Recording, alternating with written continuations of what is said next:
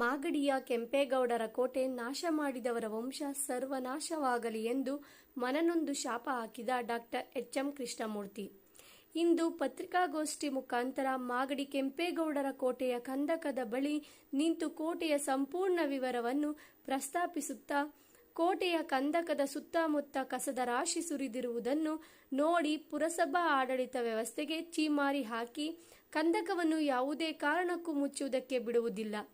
ಧರ್ಮದ ಹಾದಿಯಲ್ಲಿ ಕೆಂಪೇಗೌಡರ ಕೋಟೆಯನ್ನು ಉಳಿಸಲು ಸಿದ್ಧನಿದ್ದೇನೆ ಎಂದು ಗರ್ಜಿಸಿದರು. ಸುರಿತೀರಿ ಏನು ತಿಳ್ಕೊಂಡ್ಬಿಟ್ಟಿದ್ದೀರಿ? ಇದೇನು ಸರಿಯಾಗಿ ಸರ್ವ್ ಮಾಡೋದ್ರೊಳಗೆಲ್ಲ ಮುಗಿಸೇ ಬಿಡ್ಬೇಕು ಅಂತನಾ ಹೇಳ್ತೀನಿ. ನಿಮ್ಮ ಈ ತಲೆಯಲ್ಲಿ ಇದನ್ನು ಮುಗ್ಸಕ್ಕೆ ನಿಮ್ಮ ಮನೆ ಬರ್ದಿಲ್ಲ, ಬರೆಯಕ್ಕೆ ಬಿಡೋದು ಇಲ್ಲ.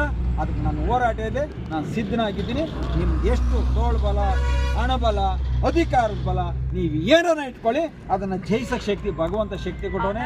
ಕಾಲಭೈರವ ಶಕ್ತಿ, ನನ್ನ ಶಕ್ತಿ ಒಂದೇ ಸಾಕು. ನಾನು ಜಯಿಸ್ಕೊಂಬರ್ತೀನಿ, ಕೋಟೆನ ಉಳಿಸ್ತೀನಿ ಅಷ್ಟು.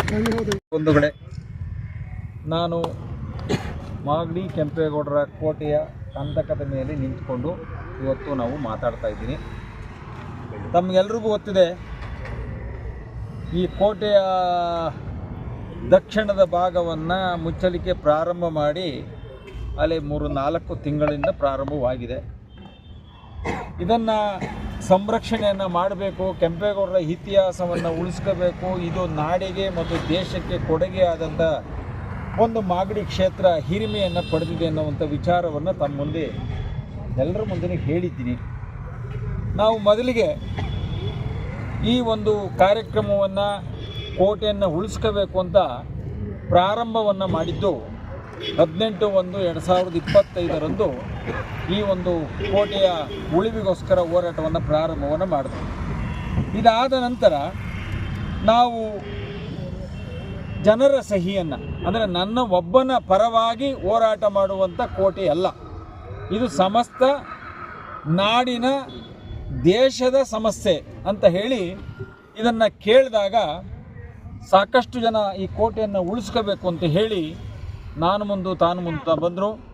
ಆಗ ಒಂದು ಸಹಿಯ ಪ್ರಾರಂಭ ಮಾಡಿದ್ವಿ. 532 ಹಾಳೆಗಳು, 6336 ಸಹಿಗಳನ್ನು ಸಹಿ ಮಾಡಿಸಿ ಸಂಬಂಧಪಟ್ಟ ಎಲ್ಲ ಇಲಾಖೆಗಳಿಗೆ, 21 ಇಲಾಖೆಗಳಿಗೆ ಒಂದು ನೋಟಿಸನ್ನು ಮತ್ತು ನಮ್ಮ ಮನವಿ ಪತ್ರವನ್ನು ಕೊಟ್ಟಿದ್ದೀವಿ. ಅದು ಎಲ್ಲದಕ್ಕೂ ಪ್ರೂಫ್ ಆಗಿ ಎಲ್ಲ ತೇರ್ಗಡೆ ಆಗಿ ಎಲ್ಲ ಮತ್ತೆ ವಾಪಸ್ಸಾಗಿ ನಮಗೆ ಮಾಹಿತಿಯನ್ನು ಕೊಟ್ಟಿದ್ದಾರೆ. ಇದರ ತದನಂತರ ಈ ಮೈಸೂರಿನ ರಾಜ್ಯ ವಸ್ತು ಇಲಾಖೆಗೆ ಹೋದಾಗ ಅಲ್ಲಿ ನಮಗೆ ಸಾಕಷ್ಟು ದಾಖಲೆಗಳು, ಮಾಹಿತಿಗಳು ದೊರಕಿದ್ವು. ಏನು ಆ ಮಾಹಿತಿ ಅಂತಂದರೆ, ಈ ಒಂದು ಕೆಂಪೇಗೌಡರ ಕೋಟೆ, ಅದು ಕೆಂಪೇಗೌಡರ ಕೋಟೆ, ಇದು ಪುರಾತತ್ವ ಇಲಾಖೆಗೆ, ಪಾರಂಪರಿಕ ಇಲಾಖೆಗೆ ಸೇರಿದಂಥ ಸ್ವತ್ತು. ಇಲ್ಲಿ ಯಾರೂ ಪರಂಪರೆಯನ್ನು ಮಾಡಬಾರ್ದು. ಅದನ್ನು ಮಾಡಿಸಲಿಕ್ಕೆ ಆ ಒಂದು ಪಾರಂಪರಿಕ ತಾಣದಿಂದ ಅವರಿಂದ ಮಾಹಿತಿ ಪಡೆದ್ರೆ ಮಾತ್ರ ಇಲ್ಲಿ ಏನಾದರೂ ಮಾಡೋದಕ್ಕೆ ಸಾಧ್ಯ. ಅಗೆಯೋದಾಗಲಿ, ಅದು ಬಿಲ್ಡಿಂಗ್ ಕಟ್ಟೋದಾಗಲಿ, ಮಣ್ಣು ತಂದು ಸುರಿಯೋದಾಗಲಿ, ಮಣ್ಣು ತಂದು ಎಲ್ಲ ಈಗ ಈ ಒಂದು ಜಂಪ್ ಮಾಡೋವಂಥ ಕೆಲಸ ಆಗಲಿ ಯಾವುದನ್ನು ಮಾಡಬಾರ್ದು ಅನ್ನೋದು ಒಂದು ಅವರ ಆದೇಶ. ಮತ್ತು ಅಲ್ಲಿಂದ ಎಲ್ಲ ಅಧಿಕಾರಿಗಳಿಗೆ, ಬೆಂಗಳೂರಿನ ಪ್ರಾಚೀನ ವಸ್ತು ಇಲಾಖೆಗೆ, ನಮ್ಮ ರಾಮನಗರದ DC ಅವ್ರಿಗೆ, ಮಾಗಡಿ ತಹಸೀಲ್ದಾರ್ ಅವರಿಗೆ, ಪುರಸಭೆಯ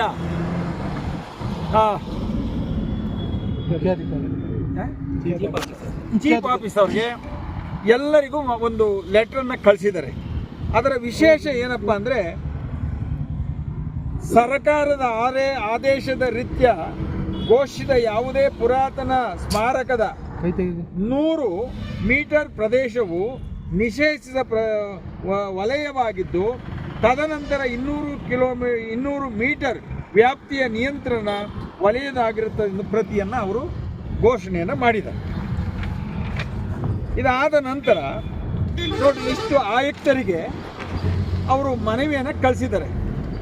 ಇದು ಕೆಂಪೇಗೌಡರ ಸಂಬಂಧಪಟ್ಟಂಥ ಕೋಟೆ ಆಗಿರೋದ್ರಿಂದ ಸ್ಮಾರಕವಾಗಿರೋದ್ರಿಂದ ಇಷ್ಟು ಇಲಾಖೆಗಳು ಜೊತೆಗೂಡಿ ಇಲ್ಲಿ ಅಳತೆಯನ್ನು ಅಂದರೆ ಏನು ಸರ್ವೆಯನ್ನು ಮಾಡಿಸಿ ಇದಕ್ಕೆ ಒಂದು ಆಕಾರವನ್ನು ಕೊಡಬೇಕು. ಇದಕ್ಕೆ ಎಲ್ಲಿ ಎಷ್ಟು ಜಮೀನು ಒತ್ತುವರಿಯಾಗಿದೆ ಅದನ್ನೆಲ್ಲ ತೆರವುಗೊಳಿಸಬೇಕು ಅನ್ನೋ ಒಂದು ವಿಚಾರವಾಗಿ ಎಲ್ಲರಿಗೂ ಮಾಹಿತಿಯನ್ನು ಕೊಟ್ಟಿದ್ದಾರೆ. ಅದಕ್ಕೆ ತಮಗೂ ಒಂದು ಮಾಹಿತಿಯನ್ನು ಕೊಡ್ತೀನಿ.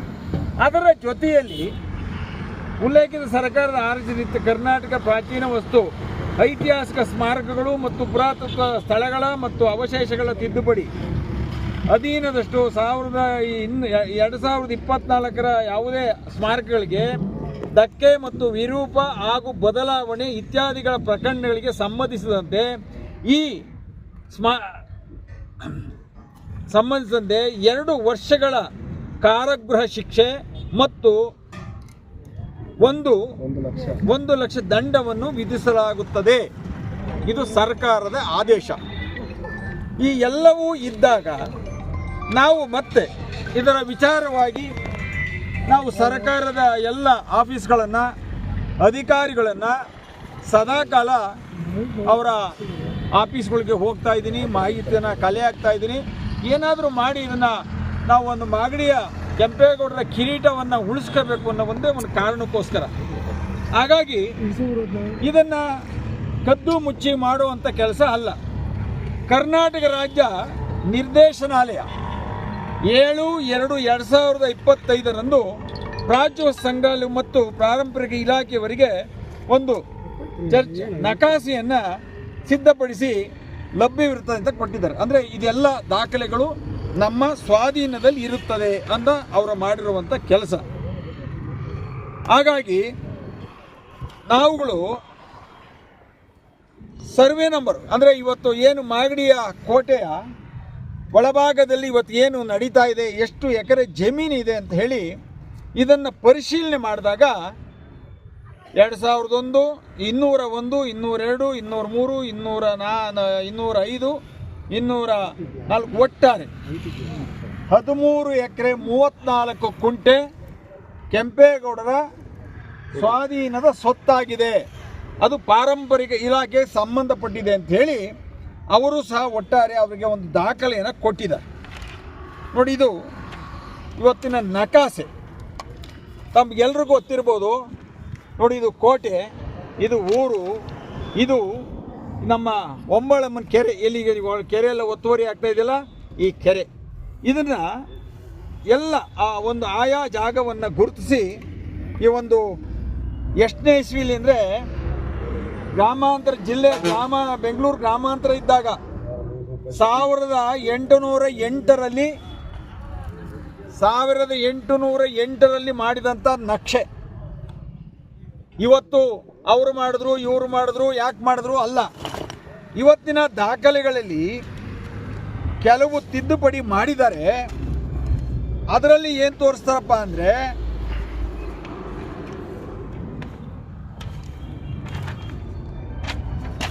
ಇದರಲ್ಲಿ ಒಂದು ಮಾಹಿತಿ ಕೊಟ್ಟಿದ್ದಾರೆ. ಇದರಲ್ಲಿ ಎಲ್ಲವನ್ನ ತೋರಿಸಿದರೆ, ಕೋಟೆ ತೋರಿಸಿದ್ದಾರೆ. ಆದರೆ ಈ ವಿವರಗಳ ಜಾಗದಲ್ಲಿ ಕೆಂಪೇಗೌಡರ ಕೋಟೆ ಎನ್ನುವಂಥ ನಮೂದನೆಯನ್ನು ಮಾಡಿಲ್ಲ. ಇಂಥ ಒಂದು ಐತಿಹಾಸಿಕವಾದ ಕೋಟೆಯನ್ನು ಇಷ್ಟೊಂದು ಕ್ರಮಬದ್ಧವಾಗಿ ಪ್ರಪಂಚ ದೇಶ ಕೊಂಡಾಡುವಂಥ ಒಬ್ಬ ಪುಣ್ಯಾತ್ಮನ ಕೋಟೆಯನ್ನು ಇವತ್ತು ಮಾಗಡಿಯಲ್ಲಿ ಇಲ್ಲಿ ಕೋಟೆ ಇದೆ ಅಂತ ವಿವರಗಳ ಜಾಗದಲ್ಲಿ ಅದನ್ನು ದಾಖಲೆಯನ್ನು ಮಾಡಿಲ್ಲ ಅಂದರೆ ಇವರು ಸಂಪೂರ್ಣವಾಗಿ ಕೆಂಪೇಗೌಡರ ಕೋಟೆಯನ್ನು ನಾಶನ ಮಾಡಲಿಕ್ಕೆ ಇವರು ಒಂದು ಸಿದ್ಧತೆಯನ್ನು ಮಾಡಿಕೊಂಡಿದ್ದಾರೆ ಅಂತ ನಮಗೆ ಗೊತ್ತಾಗ್ತಾ ಇದೆ. ಅದಕ್ಕಾಗಿ ನಾವುಗಳು ಈ ಒಂದು ಹೋರಾಟವನ್ನು ನಾವು ಮಾಡಬೇಕಾಗ್ತದೆ. ನೋಡಿ, ನಾವು ಇಲ್ಲಿ ಮಾಗಡಿಯ ಪುರಸಭೆಗೆ ನಾವು ಒಂದು ಲೆಟ್ರನ್ನು ಕೊಟ್ವಿ. ಇದನ್ನು ಎಷ್ಟಿದೆ ನಮಗೆ ಅಳತೆಯನ್ನು ಮಾಡಿ ಕೊಡಿ ಅಂತ ಹೇಳಿ ನಾವೊಂದು ದಾಖಲೆಯನ್ನು ಕೊಟ್ವಿ. ಆ ದಾಖಲೆಯಲ್ಲಿ ಕೊಡ್ತಾರೆ ಇವರು.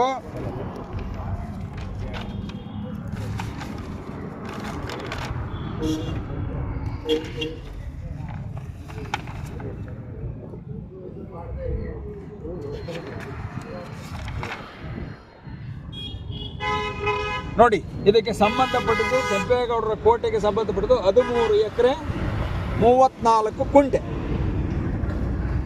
ಇದು ಪುರಾತತ್ವ ಇಲಾಖೆಯಲ್ಲಿ ನಮೂದನೆ ಮಾಡಿದಂಥ ಜಾಗದ ವಿವರಗಳು. ಆದರೆ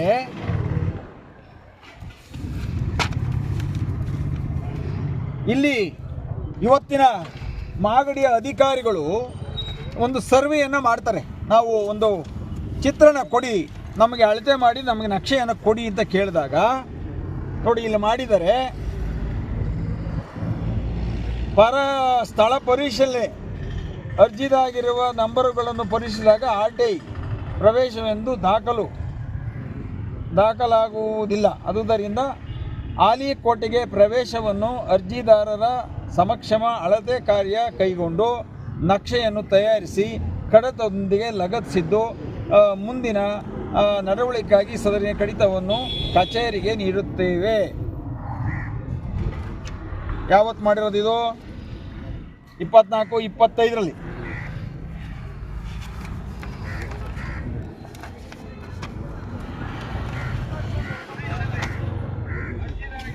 ಎಲ್ಲ ಆ ಒಂದು ದಾಖಲೆಗಳನ್ನು ಅವರವರೇ ಕೊಟ್ಟಿರುವಂಥ ಸರ್ಕಾರಿ ದಾಖಲೆಗಳಲ್ಲಿ ಬಹಳ ವ್ಯತ್ಯಾಸಗಳಿದೆ.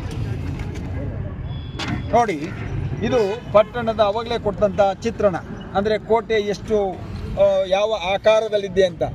ಇವತ್ತಿನ ಪುರಸಭೆಯವರು ನೋಡಿ ಇದು ಈ ಥರ ಒಂದು ಡಿಸೈನ್ ಕೊಟ್ಟಿದ್ದಾರೆ. ಎಷ್ಟಿದೆ ಇಲ್ಲಿ? 11 ಎಕರೆ 9 ಕುಂಟೆ ವಿಸ್ತೀರ್ಣವಿರುತ್ತದೆ. ಆಯಿತಾ? ಈ ಬಣ್ಣದಿಂದ ಗುರುತಿಸಿದ ಪ್ರದೇಶವು ಕೋಟೆಯ ದಕ್ಷಿಣ ಭಾಗದಲ್ಲಿರುವ ಕಂದಕದ ಪ್ರದೇಶವಾಗಿರುತ್ತದೆ. ಸದರಿ ಪ್ರದೇಶವು 1 ಎಕರೆ ವಿಸ್ತೀರ್ಣವಿರುತ್ತದೆ. ಅಂದರೆ ಅದು ಬೇರೆ, ಈ ಕಂದಕ ಬೇರೆ, ಇವ್ರು ಮಶಾಣ ಮಾಡೋದು ಬೇರೆ, ಇವ್ರು ವೆಹಿಕಲ್ ನಿಲ್ಸ್ಕೊಳ್ಳೋದು ಬೇರೆ, ಪೈಸಾ ವಸೂಲಿ ಮಾಡೋದು ಬೇರೆ. ಇದನ್ನೇ ಬೇರೆ ಯಾರು ಮಾಡಿದ್ರು? ಯಾಕೆ ಮಾಡ್ತಾ ಇದ್ದಾರೆ? ಇವ್ರ ಉದ್ದೇಶ ಏನು? ಇವರು ಇಷ್ಟೆಲ್ಲ ಮಾಡಲಿಕ್ಕೆ ಇವರಿಗೆ ಏನು ಸಿಗ್ತಾ ಇದೆ? ಏನು ಮೋಸ ಮಾಡಿದ್ರೆಲ್ಲ ಸಿಗ್ತದಾ? ಸತ್ಯ ಹೇಳಿದ್ರೆ ಸಿಗೋದಿಲ್ವಾ? ಇದು ನಮ್ಮ ಮುಂದಿರುವಂಥ ಪ್ರಶ್ನೆ.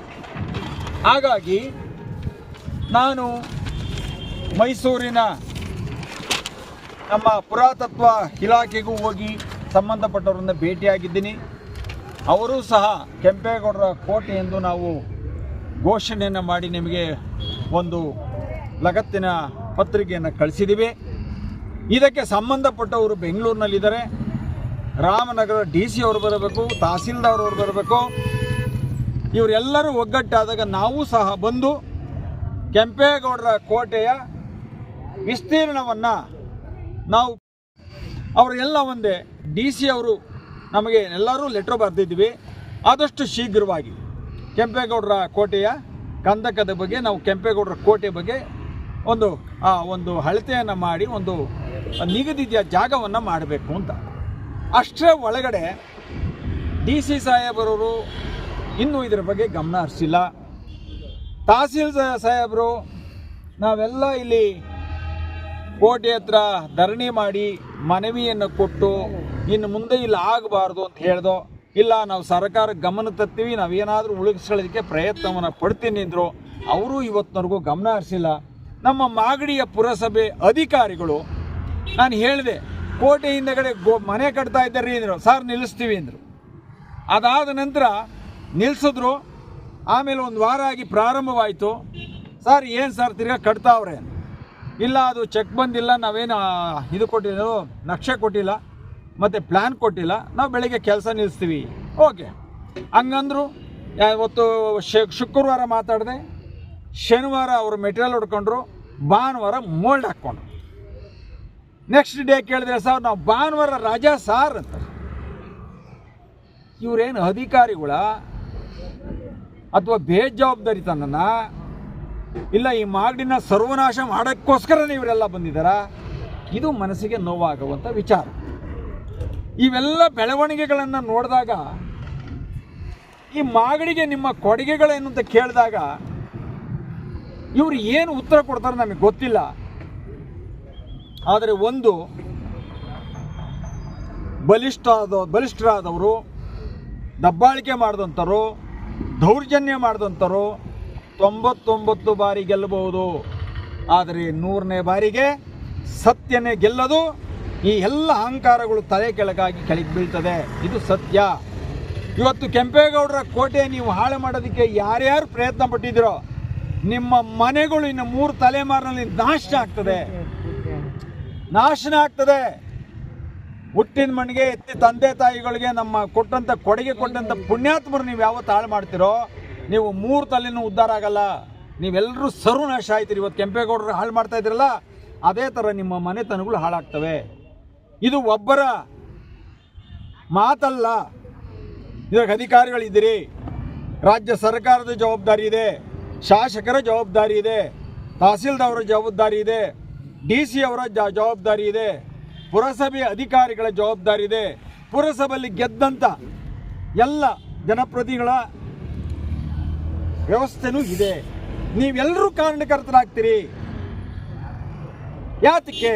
ನೀವು ಈ ಮಣ್ಣಲ್ಲಿ ಹುಟ್ಟಿಲ್ವಾ? ಅಥವಾ ನಿಮಗೇನು ಅದು ಇದ್ರ ಅರಿವಿಲ್ವಾ? ನೀವು ಏನಕ್ಕೆ ಯಾತಕ್ಕೋಸ್ಕರ ಎಲ್ಲ ಕಣ್ಣು ಮುಚ್ಚಿ ಕೂತಿದ್ದೀರಾ?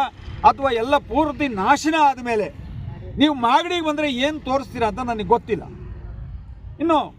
ಇನ್ನು ಸಾಕಷ್ಟಿದೆ ಮಾತಾಡೋದಷ್ಟೇ. ಇವತ್ತಿನ ಕೋಟೆ ವಿಚಾರವಾಗಿ ಇವತ್ತು ಬೆಳಿಗ್ಗೆ ನಾನು 11 ಗಂಟೆಗೆ DC ಆಫೀಸವ್ರು ಹೋಗೋದೆ. ಅವರು 11 ಗಂಟೆಗೆ ಬರ್ತಿದ್ರು, 12 ಗಂಟೆ ಆದರೂ ಬರಲಿಲ್ಲ. ಮತ್ತೆ ಕೇಳಿದಾಗ ಅವರು ಇನ್ನೂ ಲೇಟ್ ಆಗುತ್ತೆ ಅಂದರು. ಬೇರೆ ಕಾರ್ಯಕ್ರಮ ಇತ್ತು, ಅಲ್ಲಿಂದ ಬಂದೆ. ತಹಸೀಲ್ದಾರ್ ನೋಡಿದ್ರೆ ತಹಸೀಲ್ದಾರು ಎಲ್ಲ ಹೊರಗಡೆ ಹೋಗಿದ್ದಾರೆ ಅಂದರು. ಮತ್ತು ಪುರಸಭೆ ಅಧಿಕಾರಿ ಕೇಳಿದಾಗ ಅವರೂ ಇಲ್ಲ ಅಂತಂದರು. ಹಾಗಾಗಿ ನಾವೆಲ್ಲರನ್ನ ಒಂದು ಸಾರಿ ಭೇಟಿಯಾಗಿ ಅವರ ಮುಖಸ್ತುತಿಲಿ ಅವರು ಏನು ಹೇಳಿಕೆಯನ್ನು ಕೊಡ್ತಾರೆ ಅದನ್ನು ಸಹ ನಿಮ್ಮ ಮುಂದೆ ಇಡಬೇಕು ಅಂತ ನಾನು ಬಂದೆ. ಇವತ್ತು 3 ಜನನೂ ಸಿಕ್ಕಿಲ್ಲ ಅಧಿಕಾರಿಗಳು. ಹಾಗಾಗಿ ಮುಂದೊಂದು ದಿನ ಅವರ ಅಭಿಪ್ರಾಯವನ್ನು ಸಂಗ್ರಹಿಸಿ ನಾವು ಮತ್ತೆ ನಮ್ಮ ಮಾಧ್ಯಮದ ಮುಂದೆ ಜನಗಳ ಮುಂದೆ ನಾನು ನಿಂತ್ಕೋತೀನಿ. ಆದರೆ ಒಂದು ಈ ಥರ ಹೊಡೆದಿರೋದೆಲ್ಲ ತಂದು ಹಿಂಗೆ ಆಗ್ತಿರಲ್ಲ, ನಿಮ್ಮ ವಂಶ ಉದ್ಧಾರ ಆಯ್ತದೇನ್ರಿ? ಈ ಕಡೆ ಬರ ನೋಡ್ರಿ, ಒಂದೇ ರಾತ್ರಿಗೆ ಆ ಟೌನಲ್ಲಿ ಹೊಡೆದಂಥ ಬಿಲ್ಡಿಂಗ್ಗಳ ಒಂದೇ ಸಾರಿ ತಂದು ಸುರಿದು ಹಿಂಗೆ ಮಾಡ್ತಿರಲ್ಲ. ನೀವೇನು ಮನುಷ್ಯತ್ವ? ಏನಾಗಿದೆ ನಿಮಗೆ? ಪುರಸಭೆಯಲ್ಲಿ 20 ರೂಪಾಯಿ 30 ರೂಪಾಯಿ ಆ ಕಿತ್ಕೊಂತಿನ್ನೋ ನಿಮಗೆ ಅದು ಒಂದೇ ದೊಡ್ಡದಾಗೋಯ್ತಾ? ನಮ್ಮ ಇತಿಹಾಸಕ್ಕಿಂತ ನಿಮ್ಗೆ ಅದೇ ದೊಡ್ಡದಾಗೋಯ್ತಾ? ಬೇರೆ ಇನ್ಯಾವುದೂ ಇಲ್ವಾ? ಹಾಗಾಗಿ ಮುಂದಿನ ದಿನಗಳಲ್ಲಿ ಯಾರ್ಯಾರು ಮಾಡಿದ್ದಾರೆ ಅವರಿಗೆ ಬೆಳ್ಳಿ ತೋರಿಸೇ ಮಾತಾಡೋ ಕಾಲ ದೂರ ಇಲ್ಲ. ಏನೋ ಮಾಡ್ತೀವಿ ನೋಡೋಣ ಯಾರು ಏನು ಮಾಡ್ತಾರೆ. ಹೇಳಿದ್ನಲ್ಲ, ಧರ್ಮ ಒಂದೇ ಉಳಿಯೋದು. ಇವತ್ತು ಕೋಟೆ ಯಾರ್ಯಾರು ಮಾಡಿದ್ದಾರೆ ಮುಂದೊಂದು ದಿನ ಅವರೆಲ್ಲ ಧೂಳಾಗ್ತಾ ಇದ್ದೀನಿ, ಸರ್ವನಾಶ ಆಗುತ್ತೆ. ಅದೇ ಆಯ್ತಾರೆ, ಅದರೊಳಗೆ ಯಾವ ಡೌಟು ಬೇಡ. ನನ್ನ ಜೀವನದಲ್ಲಿ ಎಲ್ಲ ಕಷ್ಟ ಸುಖಗಳನ್ನು, ಮೋಸ ಮಾಡ್ದನ್ನ, ವಂಚನೆ ಮಾಡ್ದನ್ನ, ದ್ರೋಹಿಗಳನ್ನ, ನಾನು ಅಂತ ಮೆರೆದವ್ರನ್ನೆಲ್ಲರೂ ನೋಡ್ಕೊಂಡ್ಬಂದಿದ್ದೀನಿ. ಇವತ್ತು ಈ ಕೋಟೆ ಏನು ನಾಶನ ಮಾಡಿಕೊಂಡಿದ್ರು ಅವ್ರ ವಂಶ ಹಾಳಾಗಲಿ ಅಂತ ಹೇಳಿ ನಿಮ್ಮ ಮುಂದೆ ನಾನು ದೂಡಿದ್ದೀನಿ. ಅವ್ರ ಮನೆ ಹಾಳಾಗ್ತದೆ. ಇನ್ನು ಮುಂದೆ ಧರ್ಮವಾಗಿದ್ದರೆ ಮಾಗಡಿ ಜನತೆ ಈ ಮಣ್ಣಲ್ಲಿ ಹುಟ್ಟಿ ಏನಾದರೂ ಋಣ ತೀರಿಸಬೇಕು ಅಂದರೆ ಕೆಂಪೇಗೌಡರ ವಿಷಯ ಬಂದಾಗ, ಕೋಟೆ ವಿಷಯ ಬಂದಾಗ ಎಲ್ಲರೂ ಬಂದು ಸಹಕರಿಸಿ. ಇದನ್ನು ಮುಗಿದ್ರೆ ಇನ್ಯಾವುದು ನಿಮ್ಮ ಇತಿಹಾಸಕ್ಕೆ ಮಕ್ಕಳಿಗಾಗಲಿ ಮರಿಗಳಿಗಾಗಲಿ ಯಾರಿಗೂ ಏನೂ ತೋರಿಸುವಂಥ ನಿಮ್ಮ ಸವಲತ್ತುಗಳಿಲ್ಲ. ಇದು ನನ್ನ ಒಬ್ಬನ ಹೋರಾಟ ಅಲ್ಲ, ಇದಕ್ಕೆ ಸಾಕಷ್ಟು ಜನರ ಹೋರಾಟ ಇದೆ. ಎಲ್ಲ ಜನ ಬೇಕು ಅಂತಾರೆ, ಮುಂದೆ ಬರೋದಕ್ಕೆ ಯಾಕೋ ಹೆದರ್ತಾರೆ. ಇರಲಿ, ಅವ್ರು ಯಾರು ಬರೋದು ನಾವು ಬರ್ತೀವಿ. ಯಾಕಂದರೆ ಎಲ್ಲ ಪಾಳ್ಯಗಾರರು ನೋಡ್ಕೊಂಡೆ ನಾವು ಬಂದಿದ್ದೀವಿ, ನಾವು ಬರ್ತೀವಿ. ಅದಕ್ಕೆಲ್ಲ ನಾವೇನು ತಲೆ ಕೆಸ್ಕೊಳ್ಳಲ್ಲ. ಮುಂದೆ ಏನಾಗಬೇಕು ಅದು ಆಯ್ತದೆ. ಯಾರು ಇಲ್ಲಿ ಶಾಶ್ವತ ಅಲ್ಲ, ಇಲ್ಲಿ ಯಾರು ಸರ್ವಾಧಿಕಾರಿ ಅಲ್ಲ. ಇಲ್ಲ, ಎಲ್ಲರ ಮಾತು ಎಲ್ಲ ಕೇಳಬೇಕು ಅಂತ ಆ ಕಾಲ ಹೊರಟೋಗಿದೆ. ಇದು ಕಲಿಯುಗ. ಮುಂದೆ ಬಿಟ್ಬಿಟ್ಟು ಹಿಂದೆಗಡೆ ಕಲ್ಲಲ್ಲಿ ಹೊಡೆಯೋ ಯುಗ ಇದು. ಅಂಥದ್ದನ್ನ ಎಲ್ಲೋ ಮುಂದೆ ಬಂದ ಚಪ್ಪಾಳೆ ಹೊಡೆದ್ರಲ್ಲ ನನ್ನವ್ರು ಬಿಟ್ರೆ ಅದು ದೇವ್ರು ನಾವು ಒಪ್ಕೊಳ್ಳಲ್ಲ, ಮನಸ್ಸು ಒಪ್ಕೊಳ್ಳಲ್ಲ. ಆದರೆ ಅಲ್ಲಿ ನೋಡಿರೋರ್ಗೆ ಏನೋ ಚಪ್ಪಾಳೆ ಹೊಡೆದ್ರು ಅಂತ ಅನ್ಸ್ಕೋಬೋದು, ಅದು ಶಾಶ್ವತ ಅಲ್ಲ. ಹಾಗಾಗಿ ನೋಡಿ, ಎಲ್ಲ ಕಡಿದು ನಾವು ಅವತ್ತು ಮಾಡಿದ್ಮೇಲೆ ಅಟ್ಲೀಸ್ಟ್ ಒಂದು 300 ಲೋಡನ್ನ ತಂದು ಸುರಿದಿದ್ರ. 300 ಲೋಡ್ನ ಏನು ಅಧಿಕಾರಿಗಳಿಗೆ ಸ್ವಂತ ಬುದ್ಧಿ ಇಲ್ವೇನ್ರಿ? ಜನಪ್ರತಿನಿಧಿಗಳಿಗೆ ಬುದ್ಧಿ ಇಲ್ವೇನ್ರಿ? ನೀವು ಎಲ್ಲಿದ್ದೀರಿ? ಏನು ಮಾಡ್ತಾ ಇದ್ದೀರಿ? ಇದು ಅಭಿವೃದ್ಧಿಯ ಕೆಲಸ ಏನಿದು? ಮನೆಯಾಳ ಕೆಲಸ. ಈ ನಾಡಿಗೆ ದ್ರೋಹ ಮಾಡೋ ಕೆಲಸ, ಈ ಮಣ್ಣಿಗೆ ಕಳಂಕ ತರುವಂತ ಕೆಲಸ ತಂದು ಆ ಪುಣ್ಯಾತ್ಮನ ಕೋಟೆಯ ಬುಡದಲ್ಲಿ ಕಸ, ಮಣ್ಣು, ಗೊಬ್ಬರ ಈಗ ಎಲ್ಲ ಕಲ್ಮಶವಾದಂಥ ಪ್ರತಿಯೊಂದು ವಸ್ತು ಇಲ್ಲಿ ಹಾಕಿ ಇವತ್ತು ಕಟ್ಟಡಗಳದ ಮಣ್ಣನ್ನು ಹಾಕಿ ಮರ ಗಿಡಗಳನ್ನು ತುಂಬಿ ನಾನು ಏನು ಹೇಳಬೇಕು ಅಂತ ಗೊತ್ತಿಲ್ಲ. ಒಂದು ಹೇಳ್ತೀನಿ ಕೇಳಿ, ಇದು ಇಲ್ಲಿಗೆ ಮುಗಿಯಲ್ಲ. ಹೋರಾಟ ಧರ್ಮದ ಹೋರಾಟ ನಾನು ಕೆಂಪೇಗೌಡರ ಕೋಟೆನ ಉಳಿಸ್ಕೊತೀನಿ. ಅವ್ರು ಯಾರು ಎಷ್ಟೇ ಬಲಿಷ್ಠ ಆದರೂ ಅವತ್ತು ಒಂದಿನ ನಾನು ಹೇಳ್ತೀನಿ, ಸಭೆಯಲ್ಲಿ ನಿಂತ್ಕೊಂಡು ಕೂಗ್ತೀನಿ ನಾನು ಏನು ಮಾಡಿದ್ದೀನಿ ಅಂತ. ಅವರ ದೌರ್ಜನ್ಯದ ಕೆಲಸ ಅವ್ರು ನಡಿ, ಧರ್ಮದ ಕೆಲಸ ನಾನು ಮಾಡ್ತೀನಿ. ಅದನ್ನು ನಾನು ಮನಸ್ಸು ಬಿಚ್ಚಾಗಿ ಹೇಳ್ತಾ ಇದ್ದೀನಿ. ಹಾಗಾಗಿ ನಾವು ಈ ಮುಂದೊಂದು ಇನ್ನೂ ಇದೆ, ನಾನು ಏನು ಮಾಡಬೇಕು ಅಂತ ಇವತ್ತು ಹೇಳಲ್ಲ, ಯಾವ್ಯಾವ ಕಾಲಘಟ್ಟ ಬಂದಾಗ ನಾನು ಹೇಳ್ತೀನಿ. ಆದರೆ ಅವ್ರು ಏನು ಮುಚ್ಚಿದಾರೋ ಅದನ್ನು ಉಳಿಸ್ಕೊಳ್ಳೋ ಪ್ರಯತ್ನ ನಾನು ಮಾಡೇ ಮಾಡ್ತೀನಿ. ಈ ಒಂದು ಕೆಂಪೇಗೌಡರ ಇತಿಹಾಸ ಸೂರ್ಯಚಂದ್ರ ತಗ ನಿರಂತರವಾಗಿರುವಂಥ ಹೋರಾಟಕ್ಕೆ ಇವತ್ತಿನ ಏನು ನಮ್ಮ ಪ್ರಾಚೀನ ವಸ್ತು ಪರಂಪರೆ ಇಲಾಖೆಗಳಿರ್ಬೋದು, ಅದಕ್ಕೆ ಸಂಬಂಧಪಟ್ಟ ಇಲಾಖೆಗಳು ಎಲ್ಲರೂ ಹೇಳಿರೋದು ಒಂದೇ, ಪಾರಂಪರಿಕವಾಗಿದ್ದಂಥ ಒಂದು ಭೂಮಿನ ಜಾಗವನ್ನು, ಒಂದು ಪವಿತ್ರವಾದ ಒಂದು ಮಣ್ಣನ್ನು ನಾವು ರಕ್ಷಣೆ ಮಾಡಿಲ್ಲ ಅಂದರೆ ನೀವು ಉದ್ಧಾರ ಮಾಡ್ತೀರಿ ಅಂತ ಕೇಳ್ತಾರೆ. ಇದು ಅದನ್ನು ನನಗೆ ಹೇಳ್ಬಾರ್ದು, ಅದನ್ನು ಯಾರು ಮಾಡ್ತಾರೋ ಅಲ್ಲಲ್ಕೋರಿಗೆ ಹೇಳ್ಬೇಕು. ಅದನ್ನು ನಮಗೆ ಹೇಳಿದ್ರು, ಇಲ್ಲ ನಾವು ಅದನ್ನು ಉಳಿಸ್ಕೊಳ್ಳೋಕ್ಕೋಸ್ಕರ ಬಂದಿದ್ವಿ, ನಿಮ್ಮ ಪ್ರೀತಿ ವಿಶ್ವಾಸ ಮತ್ತು ಈ ಕೋಟೆ ಮೇಲೆ ಒಂದು ಗೌರವ ಇರಲಿ ಇಂದಾಗ ಬೆಂಗಳೂರು ಕಟ್ಟಿದ ಪುಣ್ಯಾತ್ಮನ ಉಳಿಸ್ಕೊಳ್ರೆ ಇನ್ಯಾವ ಊರು ಉಳಿಸ್ಕೊತೀರಿ, ಬರ್ರಿ ನಾವು ಒತ್ತಿ ನಿಮ್ಮ ಜೊತೆಯಲ್ಲಿ ಇರ್ತಾರೆ ಅಂದರೆ ಯಾವುದೋ ಒಂದು ಮೂಲೆಯಲ್ಲಿ ಕೂತ್ಕೊಂಡು ಊರು ನೋಡಿದವ್ರ, ಕೇರಿ ನೋಡಿದವ್ರನ್ನ, ಕೋಟೆ ನೋಡಿದವರು ಇವತ್ತು ಈ ಊರನ್ನ ಪ್ರೀತಿಸ್ತಾರೆ, ಕೆಂಪೇಗೌಡರನ್ನ ಗೌರವಿಸ್ತಾರೆ ಅಂದರೆ ಈ ಪಾಪ ನನ್ನ ಮಕ್ಕಳಿಗೆ ಏನ್ರಿ ಬಂದು ಇವರು ಪಾಪಿಗಳ ಪುಣ್ಯಾತ್ಮರ ನೀವೇ ಸಾರ್ವಜನಿಕವಾಗಿ.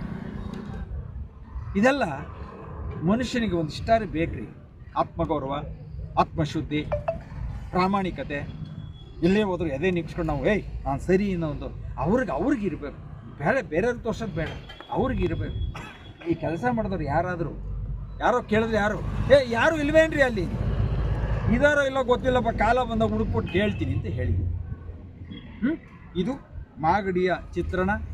ಇವತ್ತು ಕೋಟೆಯ ಒಂದೊಂದು ಅಳತೆಯಲ್ಲೂ ಒಂದೊಂದು ವಿಚಿತ್ರವಾಗಿ ಅದನ್ನು ಆ ಮಾಡಲ್ ಚೇಂಜ್ ಮಾಡಿದ್ದಾರೆ.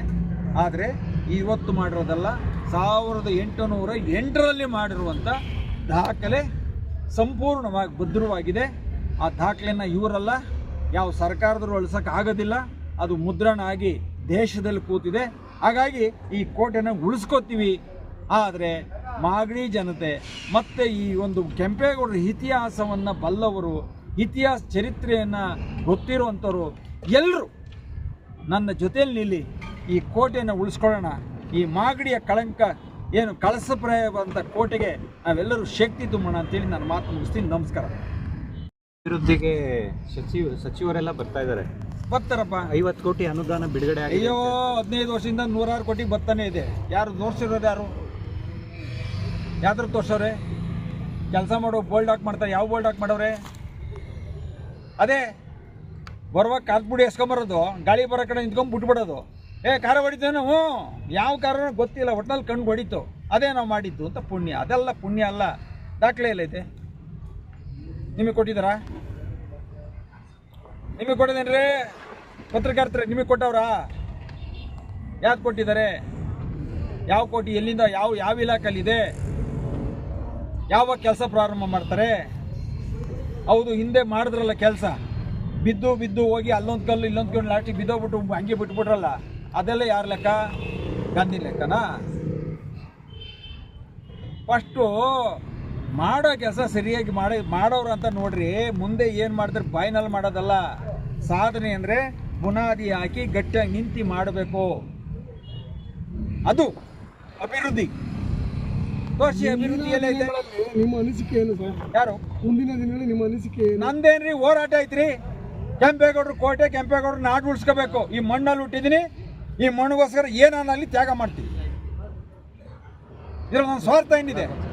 ಇದು ಒಂದು ಕನಕ, ಇದೊಂದು ಭಾಗ, 3 ಭಾಗ ಅಲ್ಲೇ ಮುಚ್ಚೋಗಿದೆ. ಈ ಕನಕ ನಿಮ್ಮ ಶಕ್ತಿಯ ಪೂರಿತವಾಗಿ ನಿಲ್ಬಹುದಾ ಅಂತ ಅನಿಸಿಕೆ? ನನ್ನ ಶಕ್ತಿ ನಾನು ಹೇಳ್ತಾ ಇಲ್ವಲ್ಲ, ಉಳಿಸ್ಕೊಳ್ಳೋದು ನನ್ನ ಸಂಪೂರ್ಣವಾದ ತ್ಯಾಗ ಇದೆ, ಹೋರಾಟ ಇದೆ, ಕಾನೂನಿನ ಹೋರಾಟ ಇದೆ.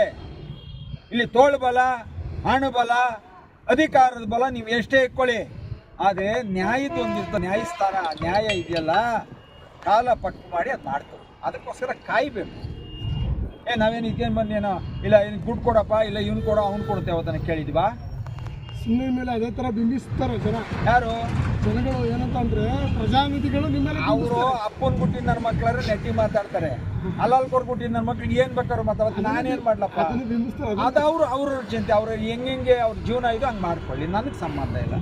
ಅದಕ್ಕೆ ನಾವು ಮಾಡೋದು ನೇರವಾಗಿದ್ಯಾ? ನಾನು ಪ್ರಾಮಾಣಿಕನ, ಅಷ್ಟಕ್ಕೆ ನಾನು ಸ್ಥಿಮಿತ. ನಿಮ್ಮ ಹೋರಾಟಕ್ಕೆ ಕೆಂಪೇಗೌಡರ ಜಯ ಇದೆ ಅಂತ ಅನ್ಕೊಂತೀವಿ. ಅಲ್ಲ ನಾನು ಇರೋದು ಜಯ ತಂದೆ ತತ್ತೀನಿ, ಅದ್ರೊಳಗೆ ಯಾವ ಡೌಟು ಬೇಡ. ನಾವೆಲ್ಲ ಆಮೇಲೆ ಎರಡನೇದು ಏನು ಗೊತ್ತಾ, ಇದು ಅಧಿಕಾರ ಎಲ್ಲರೂ ಶಾಶ್ವತ ಬುದ್ಧಿರೋದಲ್ಲ, ಕಾಲ ನಿರ್ಣಯ ಆಯ್ತು. ಅದಕ್ಕೆ ಹೇಳಿದ್ದು ಎಷ್ಟೇ ದೌರ್ಜನ್ಯ ಮಾಡಿದ್ರು ಒಂದು ಕಾಲಕ್ಕೆ ಕೆಳಕಬೇಕು, ಧರ್ಮ ಮೇಲೆ ಬಂದೇ ಬಿಡಬೇಕು ಅಂತ ಗೊತ್ತದೆ, ಎಲ್ಲೂ ಹೋಗಲ್ಲ.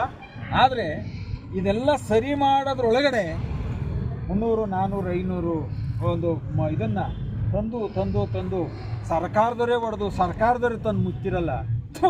ನಿಮ್ಮ ಜನ್ಮಕ್ಕೆ ಯಾವನೋ ಹೋಗ್ದವನೋ ಹೋಗಿದ್ದಲ್ಲೋ ಗೊತ್ತಿಲ್ಲ, ನನಗೂ ಉಗಿದು ಬೇಜಾರಾಗತ್ತೆ.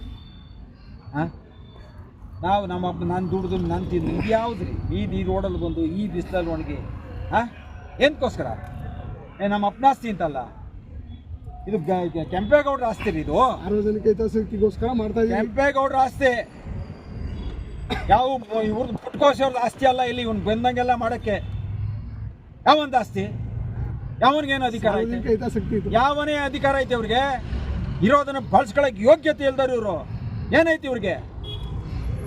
ಯಾರು ಇವ್ರಿಗೆ ಪವರ್ ಕೊಟ್ಟರು? ಯಾರು ಇವ್ರು? ಇರೋದು ಕಾಯಕ್ಕೆ, ಹಾಳು ಮಾಡೋಕ್ಕಲ್ಲ. ಕಾಯಕ್ಕೆ ಯೋಗ್ಯತೆ ಕಾಯಿರಿ. ಅವನ ಅಧಿಕಾರಿಗಳಿದ್ರೆ ಸರ್ ನಾಳೆ ಬೇಲಿ ಹಾಕ್ತೀನಿ ಸರ್, ಇವನು ಕೇಳಿದ್ರೆ ಸರ್ ಇನ್ನೇನು ಆಗಲ್ಲ ಸರ್, ಇವನು ಕೇಳಿದ್ರೆ ಸರ್ ಎಲ್ಲ ಎತ್ತಿಸ್ಬಿಡ್ತೀನಿ ಸರ್. ಏನು ನ್ಯಾಲ್ಗೆಲ್ಲ ಏನು ಅನ್ನ ತಿಂತಾರ? ಬಾಯಿ ಬಿಟ್ರೆ ಸುಳ್ಳ. ಎಷ್ಟು ಸುಳ್ಳು ಹೇಳ್ತೀವಿ? ಹಾಂ, ಇದಕ್ಕೆ ಸಾಕ್ಷಿ ಇಲ್ಲ ಐತಲ್ರಿ? ನೋಡ್ರಿ, ಇಲ್ಲ ಸಾಕ್ಷಿ ಐತೆ ನೋಡ್ರಿ. ಇಷ್ಟೆಲ್ಲ ನ್ಯಾಯ ಪಂಚಾಯತ್ಗಾಗಿ ಗಲಾಟೆ ಆಗಿ ಹೋರಾಟ ಮಾಡಿ ತಹಸೀಲ್ದಾರ್ಗೆ ಮನವಿ ಕೊಟ್ಟು ಪುರಸಭೆಯವ್ರಿಗೆ ಹೇಳಿ ಇವತ್ತು